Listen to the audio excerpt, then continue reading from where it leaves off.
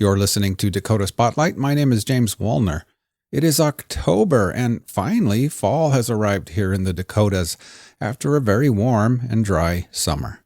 Of course, with October comes Halloween, and that is why today I'm rebroadcasting the first episode of Season 8, titled Unresolved, The Murder of Joel Lovelien. And what's that got to do with Halloween? Well, I'll tell you. On October 27th, 2007, Joel Lovelien went out on the town in Grand Forks, North Dakota. It was a night of Halloween parties and costume comparisons. It was also a night of drinking. Joel and his girlfriend and friends were hanging out at the Broken Drum bar when he walked outside to take a phone call.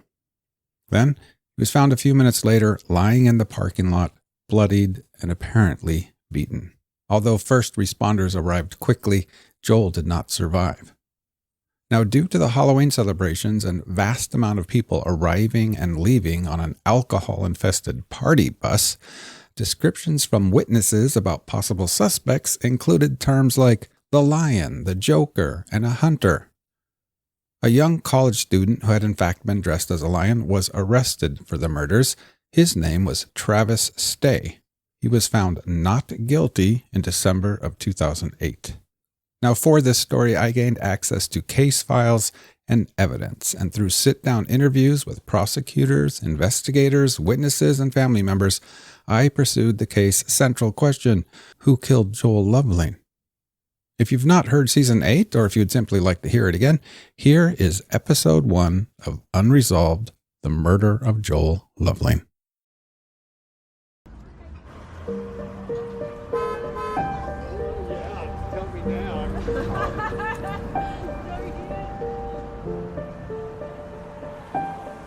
You're listening to Dakota Spotlight.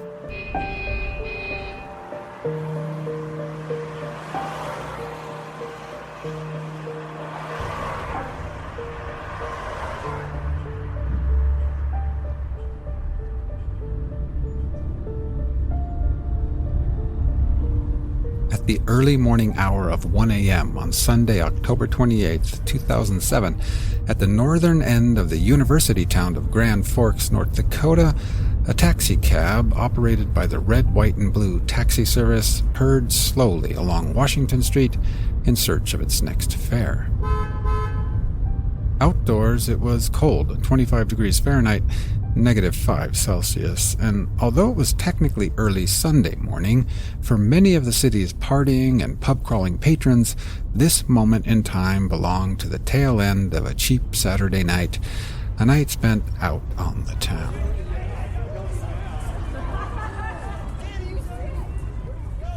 Most of these late-night partiers would soon return home, where they would free-fall into their beds. But first, they had to get home. I'm up here on 36 now, about to go under the ordnance bridge. Behind the wheel of that taxi cab sat 40-year-old Paul Balstead.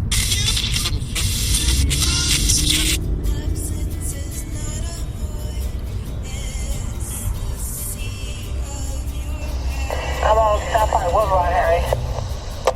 Paul Balstead cruised northwest on Washington, scanning the street for any frozen late-nighters in need of a lift. On his left, the El Rocco bar popped up, but not much was sizzling there. Nobody hailing for his cab. 43, you're going to the smoke shack. As he approached the intersection with Gateway Drive, Paul noticed some activity just 200 yards ahead to the north. There was no mistaking the cluster of flashing red lights and cop cars. Some kind of accident or incident had taken place over there by the bar called The Drum, the Broken Drum.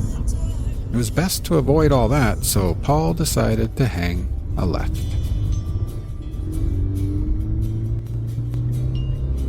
Turned west off of Washington onto Gateway. I wasn't going anywhere in particular. Unit 6, it's a P extra. Gotcha, 37. Paul cruised along Gateway, keeping his eyes peeled for a fare. Memorial Park Cemetery soon emerged on his left. It's a big cemetery. thousands buried in there. Suddenly, as Paul approached the corner of the cemetery at the intersection of Gateway and North Columbia Road, he caught sight of movement off to his left. A young man dressed in something yellow was waving his arms, flagging him down. He was on the southeast corner of that intersection. Suddenly, Paul had his next cab fare.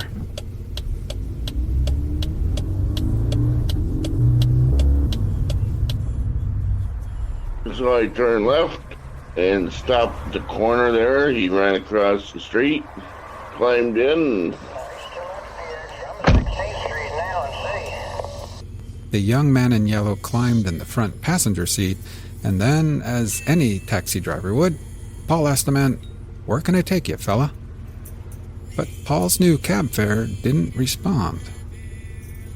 Paul then realized that the man was wearing a yellow Halloween costume of some sort, or what was left of a Halloween costume. He thought it might be a cat or something. It had paws. The left paw was missing, and the right paw, Paul noticed, had blood on it.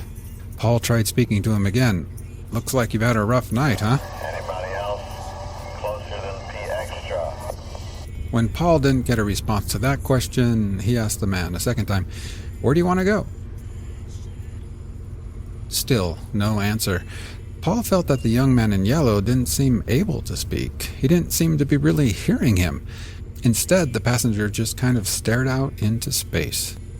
He looked like he was kind of in shock, but in a daze. Paul Balstead looked closer and realized the young man had a fat lip and bruised knuckles. Under one eye was a prominent open sore swelling up. Paul thought that thing might need stitches. And then there was the blood, a lot of blood, on the man's face. I mean, you couldn't have used a paintbrush or a roller to get more blood on there. Paul asked the man a third time, "Where can I take you?" And after a second or two, he blurted out the address. 2027 2nd Avenue North, the young man said. I said, "Got it. We're on the way."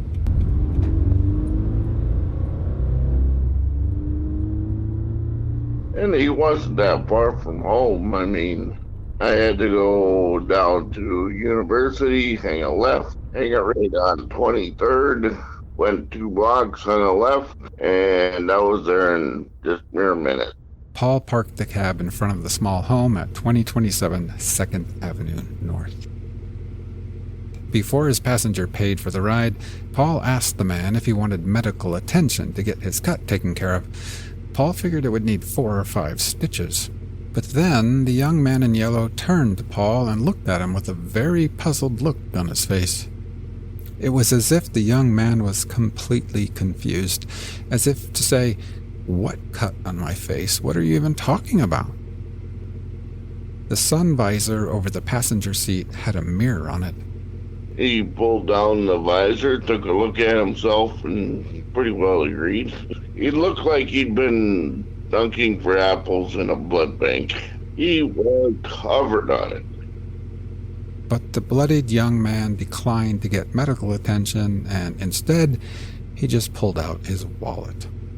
He put it on credit card, and he hopped out, and that was it.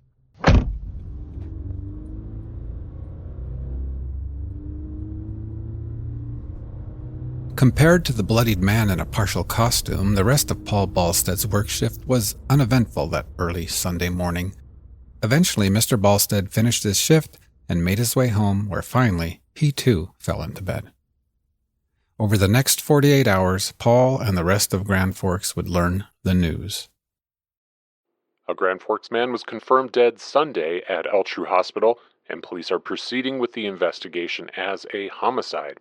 No arrests have been reported. Grand Forks police responded to the call just before midnight Saturday at the Broken Drum Bar to find a 38-year-old man lying on the ground after a reported fight. He suffered serious head injuries and was unresponsive. The man's identity was not released Sunday until family could be notified. Anyone with information should contact the Grand Forks Police Department. Welcome to Season 8, Unresolved, The Murder of Joel Lovelien. There was an energy around it unlike any case I had ever covered, unlike any case I've covered since. Late in the evening hours of October 27th, and it was a confusing scene. And there was a certain bizarreness to the case created by the Halloween atmosphere that night. And my first thoughts, it was just so unfair because everything was going so right in Joel's life at that time. Both sides had their theories about what happened. So when they got to the Broken Drum, everybody got off the bus. The bus was parked over on the east side of the parking lot here, closer to the road. Like where that blue pickup is now? He kind of followed me, then I right turn, and as I was kind of looking over my shoulder to see where he was. He had the victim's blood on his clothes, on his face. Body of the sweatshirt, the arm of the sweatshirt, the costume piece that was in the garbage, his pants. Got into a fight and somebody died as a result of it. Most of the people, I think, went out one door and got on the bus. There were some lights here on the side of the building, as you can see, but there's only so much illumination. And I even felt it should have been me, not him. Maybe that's the big sister talking, I don't know.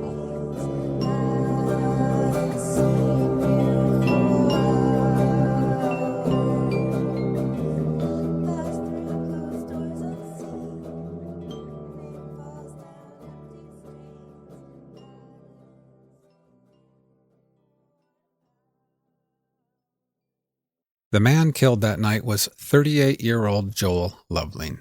Joel was a father and a son and a Grand Forks resident. He was also a brother and a friend of many. On the night he was killed, Joel had been out on the town with friends. Everything was right in his world, and Halloween was just around the corner, and like a lot of people in Grand Forks that night, Joel had dressed in a Halloween costume. He was simply dressed as a North Dakota University hockey fan. He wore a green hockey jersey and a green hat. One minute, Joel was inside a bar named the Broken Drum. He was having a good time with his new fiancée and other friends, and then suddenly everything changed. He stepped outside to take a phone call and also to help someone, he said, but he never returned. Joel was found on his back in the parking lot. His face was unrecognizable, covered in blood, and Joel wasn't breathing. The police arrived and first responders did their best to revive him, but Joel did not survive. The first thing you need to know about this story is that nobody has ever been found guilty for this crime. Police would later arrest that bloodied man in the yellow costume that Paul Balstead picked up with his taxi. His name was Travis Stay, a 23-year-old man from Grand Forks. He was charged with Joel's murder, but then found not guilty in a court of law.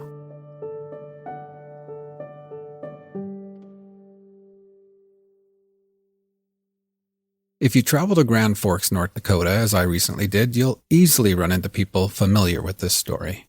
And if you ask these random people, hey, do you know what the current status of Joel's case is? You'll be met with an array of answers. They all agree on one thing, though. Joel's life was taken from him by another person or persons. Nobody will tell you that Joel was hit by a meteorite or run over by a car or that he tripped and fell, hitting his head. Joel was beaten to death.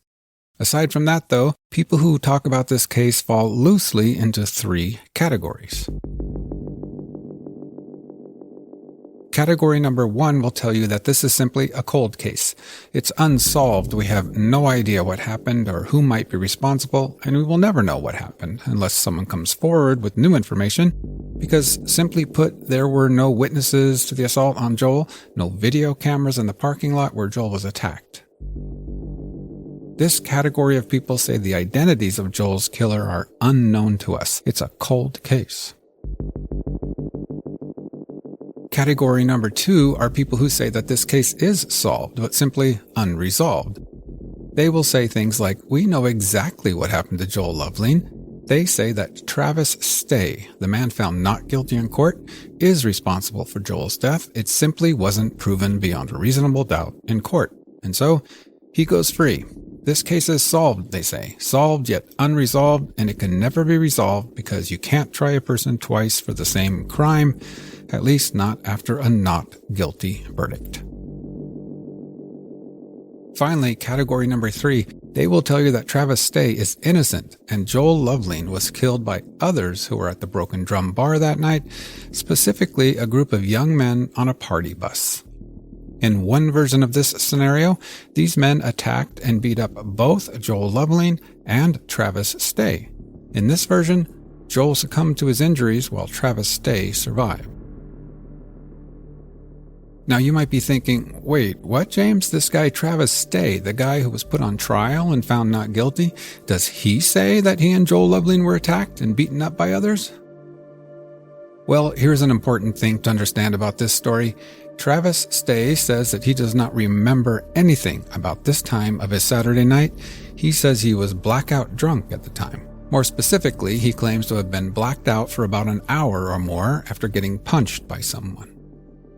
We will talk more about Travis Stay's memory loss, but for now, just know that Travis Stay himself claims to have blacked out and he has no memory of meeting Joel Lovelien or witnessing his death.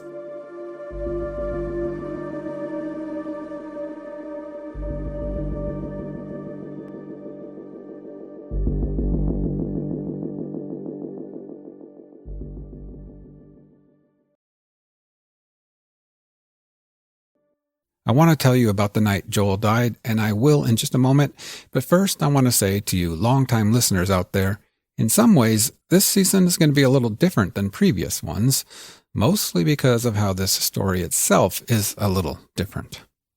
In seasons 1 through 7, I've reported on stories that have gone largely unreported previously, at least unreported by any recent true crime podcasts or television programs. That is not the case here. The story of Joel Lovelien's death has been covered previously, and not all that long ago. NBC Dateline covered this story in 2013, and then repackaged it and released it again in 2019. And even more recently, Joel's case has been the subject of some true crime podcasts and YouTube channels. So you might be wondering or thinking to yourself, why, James, are you going to tell a story that's already been told? Well, there are a few reasons. For one, many of you have asked me to look into this case. I've received multiple emails suggesting I dig deep into the death of Joel Lovelien because there's so much confusion and speculation and theories about the case, at least here locally in North Dakota. After Dateline flew into North Dakota to report on this complicated crime, and after people watched the broadcast, many felt that they were left with more questions than answers, and others told me they felt the Dateline story felt rushed and incomplete. I've watched it, of course, and I agree, it does feel incomplete in some ways. And those other podcasts and YouTube channels, with the possible exception of one of them, they seem to have been almost entirely based off of that same Dateline production, along with some news articles by the Grand Forks Herald. What's more, while Dateline did interview key individuals in this case, including Joel's parents, his family told me that those subsequent podcasts and YouTube channels never contacted them at all. And that is very common these days. A lot of true crime content you will find on podcasts, YouTube, and now on TikTok are just rehashing previously reported things. They are reporting on reporting, not doing their own research or investigation. Obviously, I did contact Joel's family, and you'll hear from some of them in this series. So, while at first glance it did appear to me that Joel's story had been covered thoroughly, when I took a closer look, it seemed to be fairly thin. What we have is Dateline's dramatic and entertainment-style take on the story, and then mostly just regurgitation of the same. In other words, what most people know about this case really comes from Dateline's story. And while Dateline does give a good high-level picture, it's only a partial picture. There were also things they got wrong, or at least were portrayed in an incomplete manner. Or maybe you could say, in the name of entertainment, it lacked context. I believe that all this has led to some misunderstandings about Joel's case, as well as many rumors, theories, and hearsay. And of course, I do hope that you find Dakota Spotlight to be entertaining because, let's face it, if you don't feel entertained on some level, you probably won't listen. But there's something else I hope you attribute to this podcast, and that is something called the pursuit of the truth. In this somewhat crazy world we live in today, I sometimes feel like reality itself, or truth, has become so challenged and skewed that some days we don't know up from down. In fact, this very feeling of a gaslit existence is what got me started with this podcast in the first place. I don't want to live in a world where facts no longer matter.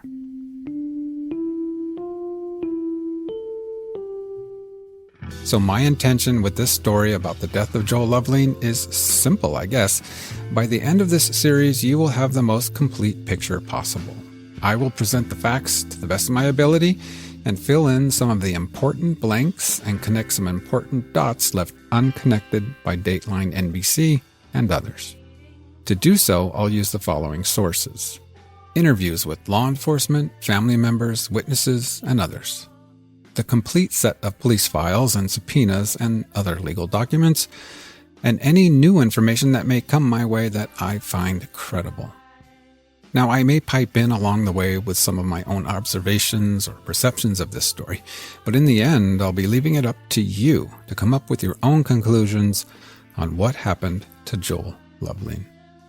And to start it all off, I'm going to give you the rundown of the evening that Joel Lovelien died. In later episodes, we will put parts of this evening under a high-powered microscope. But for now, I just want to tell you what happened.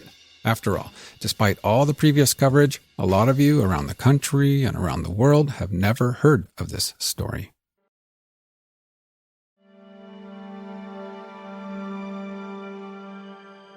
Let's take 60 seconds to give you a helicopter view of Grand Forks in 2007. If you do a flyover and take a peek below, what you have is a college town or small city with a population of about 50,000 people. It lies just 80 miles from the Canadian border in northeastern North Dakota. And see that squiggly narrow river down there snaking its way up north? That's the Red River, most famous perhaps for its ability to flood the region. But it's more than just a river. It's also the official state line between North Dakota and Minnesota. And see that community on the Minnesota side? That's East Grand Forks, Minnesota, home to another 8,000 people. At least that was the population in 2007 when this story takes place.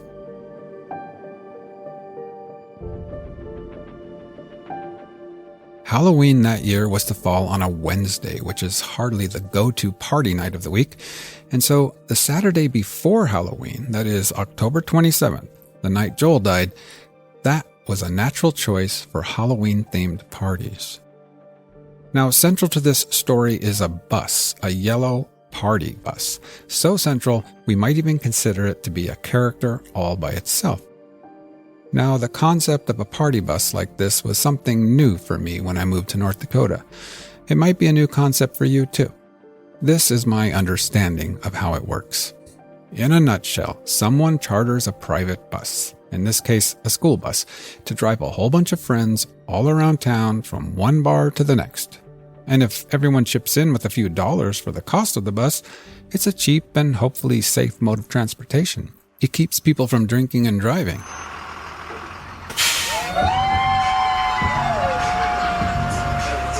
These party buses will pull into the parking lot of a bar, and then, like a load of tipsy tourists, a herd of drinkers descend on the pub where they order drinks, use the bathroom, and hopefully just have a good time.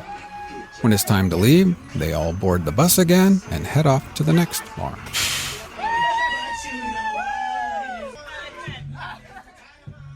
On this night, there were at least 4 such party buses purring around Grand Forks and East Grand Forks, Minnesota.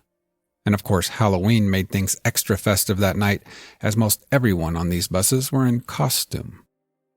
The first thing I want you to note about these party buses in this story is that the victim, Joel Lovelien, was not a passenger on any of these 4 buses that night. Joel had been spending his time with his fiancée, Heather. They'd been at a bar called The Bun, and then at around 10:30 p.m., they drove to the Broken Drum Bar to meet up with some friends. 2 of the 4 party buses that night stopped at the Broken Drum Bar. One bus was green, and it left long before Joel was killed. That is not under dispute. Our party bus, the yellow school bus, arrived after 11 p.m. Exactly when it left the Broken Drum became an incredibly important aspect of this investigation, as you will later see. This bus had an estimated 40 to 50 passengers on it. One passenger on this bus was Travis Stay, the man who would later be arrested and accused of killing Joel. But as you will see, Travis did not leave on that bus. Travis Stay was the man that hailed Paul Balstead's taxicab a half a mile away from the Broken Drum. So I turned left and stopped at the corner there. He ran across the street, climbed in. In 2007, Travis Stay was a 23-year-old nursing student at the University of North Dakota.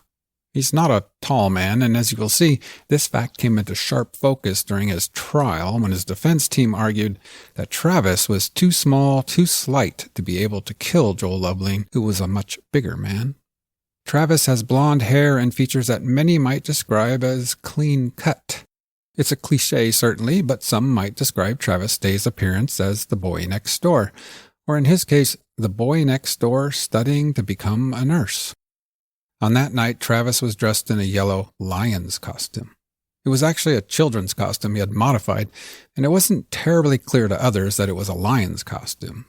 Later, when interviewed by police, witnesses will refer to Travis Stay's costume as various things, including a sunflower costume, a golden gopher fan, which is a reference to the mascot of the University of Minnesota, and due to the fact that Stay's costume had paws, which looked like bird's feet, it seemed that many thought it might have been some kind of bird costume. What witnesses will remember for sure, though, is the color, and the color was yellow. Travis also wore a yellow hooded sweatshirt. This sweatshirt will eventually become one of the most important pieces of evidence in his trial, important both for the prosecution and the defense. Travis Stay may have been a passenger on that party bus that night, but he actually didn't know more than 3 or 4 people. The bus had been chartered by a couple of private individuals. You could call them the organizers of the bus. These organizers told their friends, and then those friends told their friends, and friends' roommates, and so on. So finally, word kind of just got around, kind of like any college party, except instead of being at a fraternity or a sorority or some apartment building, this party was on wheels.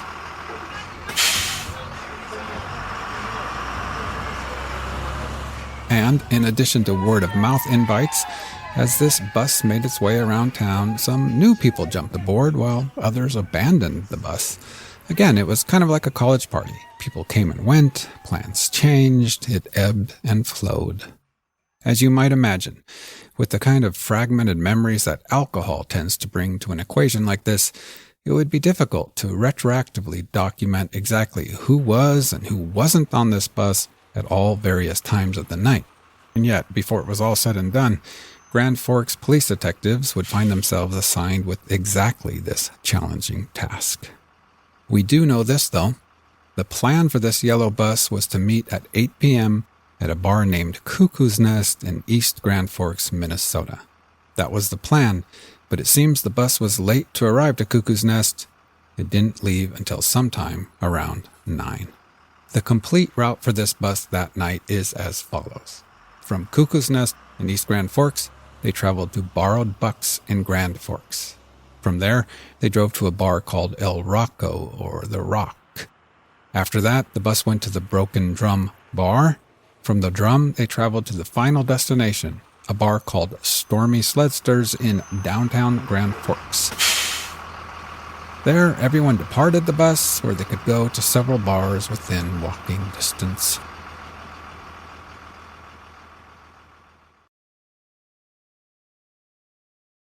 But now, let's rewind the evening and go back to the Broken Drum bar.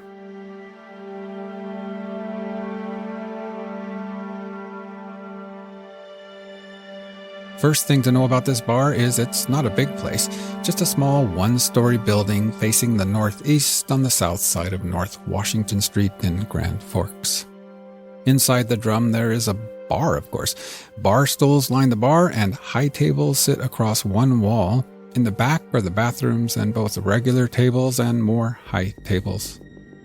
In addition to the front door, there's a back and side door leading directly into the parking lot on the west side. To simply call it unfortunate that there were no security cameras outside of the bar is a huge understatement. That alone could have solved this crime.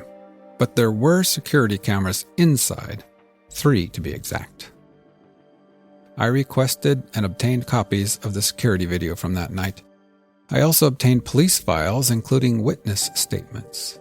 By closely examining and cross-referencing these things, we can do a good job of reconstructing the evening of October 27th, 2007 at the Broken Drum Bar. Of these 3 cameras, 2 are of primary value to us. The third is mostly a close-up of the cashier near the front door. I'll call that camera number 3. What we will call camera number 1 shows the bar area near the front door. Camera 2 shows the opposite direction, the bar area near the back. Unfortunately, the quality of these videos is not fantastic.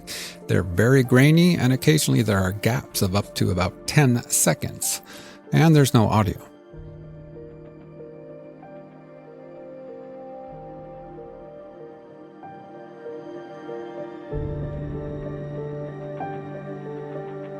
On camera 1 facing the front, it's clear that Joel Lovelien and his fiancée Heather walk in the door at 10:36 p.m.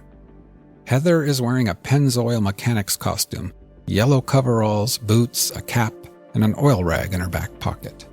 Joel bears his green hockey jersey and a green hat. On both camera 1 and then camera 2, we see Heather walk to the restroom. Back on camera 1, Joel orders a drink at the bar. 2 minutes later, 10:38 p.m., Heather returns from the restroom. They set their drinks down by the blackjack table, and now it's Joel's turn to head to the bathroom. Another 2 minutes later, it's 10:40 p.m. Joel returns, and he and Heather settle in. Joel at the blackjack table, and Heather sitting just off to his side.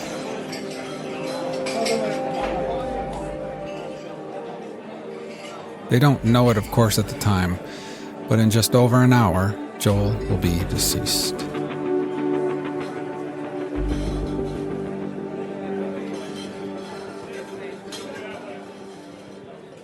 For the next 30 minutes, Joel and Heather sit and seem to be enjoying the evening. Then at 11:16 p.m., Heather spots some friends and heads over to talk to them.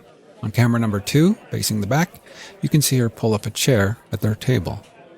At 11:17 p.m., Joel is done playing blackjack. He too appears on camera 2 when he approaches Heather, gives her a kiss, and then heads towards the bathrooms. When he returns, Joel and Heather move to a round table near the back door and side door, where they talk and visit with what looks to be 4 or 5 friends. As I said, the video quality is very poor, but there's no mistaking Joel in his green jersey and hat, and Heather in her yellow coveralls. By all witness statements made later, and from the looks of the security video, Joel and his fiancée and friends are all having a good time and are in good spirits. There's no confrontations or problems at this time.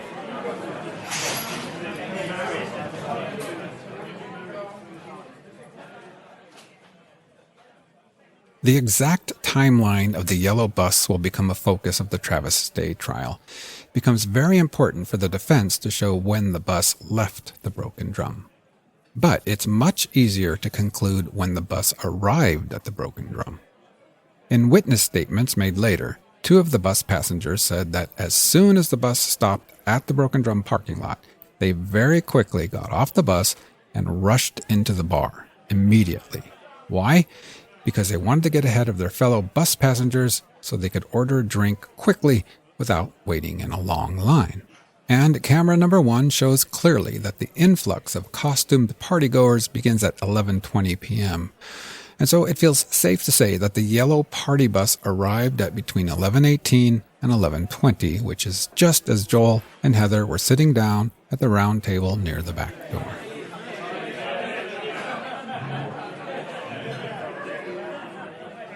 Here they come in their full kaleidoscope color, like a herd of painted cattle, flowing in through the front door. A short list of the costumes that night would be a barmaiden, a Paris Hilton, a sheriff's deputy, a construction worker, cowboy, sleeping bag, joker, clown, a bum, a hunter, a penguin, a gangster, and that is the short list. For the next 10 minutes on both camera 1 and camera 2, clusters of costume patrons order drinks, go to the restrooms, return from the restrooms, and take photos of one another. At 11:30 p.m., approximately 15 minutes before Joel will be attacked, Travis Stay appears in the video on camera 2. He's walking into the rear of the bar alone. He's pretty close to where Joel and Heather and the others are sitting, but there's no interaction. Travis doesn't seem to interact with anyone. You can see the paw of his lion's costume on his left hand, but his right hand is not visible. Travis simply scans the room for a second and then turns around and heads towards the front of the bar, where on camera 1 he can be seen headed towards the front door. Unfortunately, it's not possible to see exactly when Travis or anyone leaves through that front door at this hour because the bar is too packed and the video too blurry. 3 minutes later, according to the timestamp on camera 2, it's 11:33 and 16 seconds. A girl named Anna, dressed as Paris Hilton, appears. She also heads towards the front door. Our Paris Hilton is about to be involved in something important to us, and also central to this case, which we'll learn about later. Then, 20 seconds later, around the time Paris Hilton would be reaching the front door, Joel Lovelien receives a phone call. This phone call is from Joel's friend, Terry Overbo. Joel had texted Terry earlier asking if they wanted to meet up with them at the bar.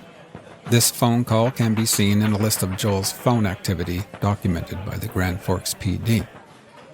And in the surveillance video on camera 2, Joel can be seen standing up from the table and leaving through the back door at 11:33 and 55 seconds. This is consistent with witness accounts made by Heather and others who stated that Joel got a phone call, stepped outside for a few minutes where he could hear better.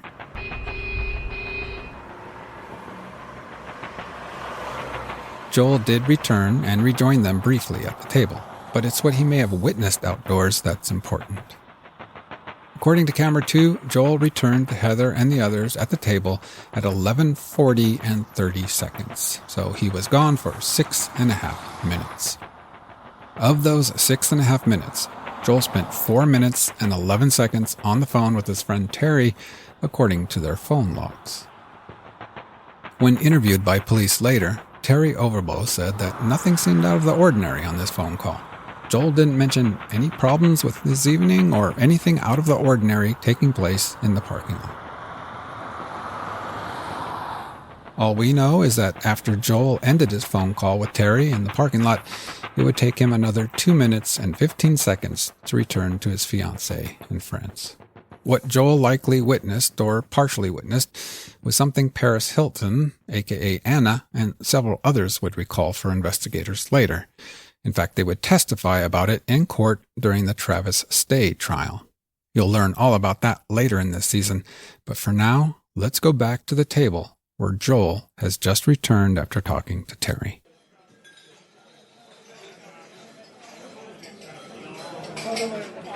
It's 11:40 p.m. On camera 2, you can see Joel standing next to the table. Then he sits down just for a second or two, and then he stands up again and walks out the back door again. The following is taken from statements made to investigators by a woman named Rebecca, who had been sitting with Heather at the table, narrated by a colleague of mine. And he came by the table, and he stood there. And I kind of remember him saying something about, he goes, "There's a kid outside. They won't let him back on the bus." Joel looked kind of troubled. Just, like he wanted to help him or something. He stood there, and then he went back out the door. Joel's fiancée, Heather, would reiterate the same story, and when Joel didn't come back, she made a couple attempts to find him. At 11:45, she calls him. No answer. At 11:48, on camera 2, she stands up and opens the side door to the parking lot and looks for Joel. She's back within a minute. So she walks to the front of the bar and speaks with the bouncer. "Have you seen Joel?" She steps outside with the bouncer for a few seconds, and then when she returns, she's holding her phone, calling Joel again. The time is 11:51.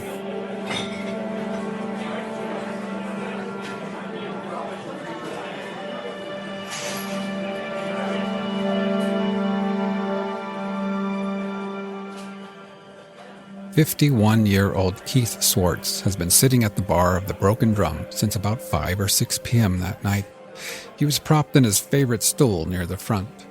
His brother, Tim, was with him too. Keith told investigators later that he was kind of a regular at the Broken Drum. That night, he and his brother spent the evening enjoying a few drinks and watching some sports on the bar's television. And of course, taking in all the Halloween costumes. The ones that stood out were the really good ones: Dorothy of Wizard of Oz, the Joker, and the Penguin. At around 11:50, Keith decided to head home. Once out the front door, Keith walked west towards his vehicle, and he was surprised to discover that there was nobody about. It was surprisingly quiet in the parking lot for what had been a very busy night. The parking lot at the Broken Drum was poorly illuminated. It was very dark out there. Suddenly, Keith caught sight of what looked like a human shape laying on the ground. He thought it was a doll or mannequin because, well, it was Halloween, and maybe some college kids were pranking him. He even yelled out something like, "Okay, guys, very funny, come out wherever you are." Something like that. But boy, this mannequin looked realistic. Too realistic. A green hockey jersey? Then suddenly a light appeared, glowing from the mannequin, or whatever it was. It was Joel Lovelien's telephone lighting up because inside the bar, Heather was attempting to call him. It was then that Keith noticed the blood, or what looked like blood. Joel's face was covered in it. Suddenly, 2 men approached Keith and said, "What's this? Is this for real?" Keith would later tell investigators that those 2 men, quote, "came out of nowhere," unquote.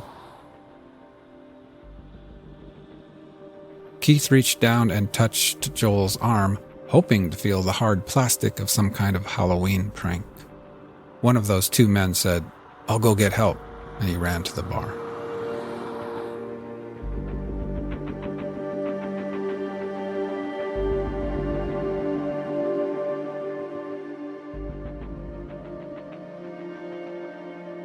On camera 2, you can see the exact moment when Heather and the others at the table are informed that Joel has been found in the parking lot.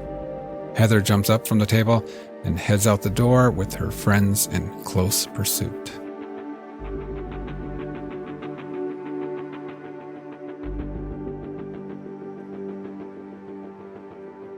Still to come in future episodes of Unresolved, the murder of Joel Lovelien.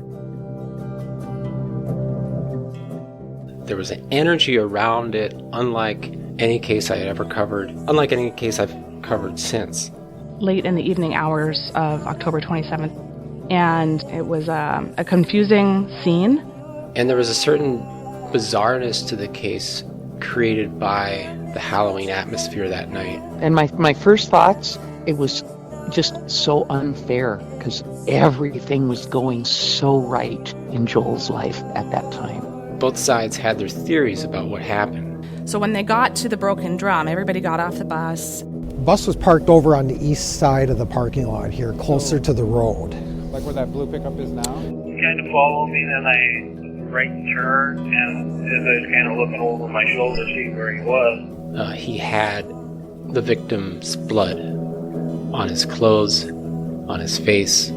Body of the sweatshirt, the arm of the sweatshirt, the costume piece that was in the garbage, his pants. Got into a fight and somebody died as a result of it. Most of the people, I think, went out one door and got on the bus. There were some lights here on the side of the building, as you can see, but there's only so much illumination. And I even felt it should have been me, not him. Maybe that's the big sister talking, I don't know.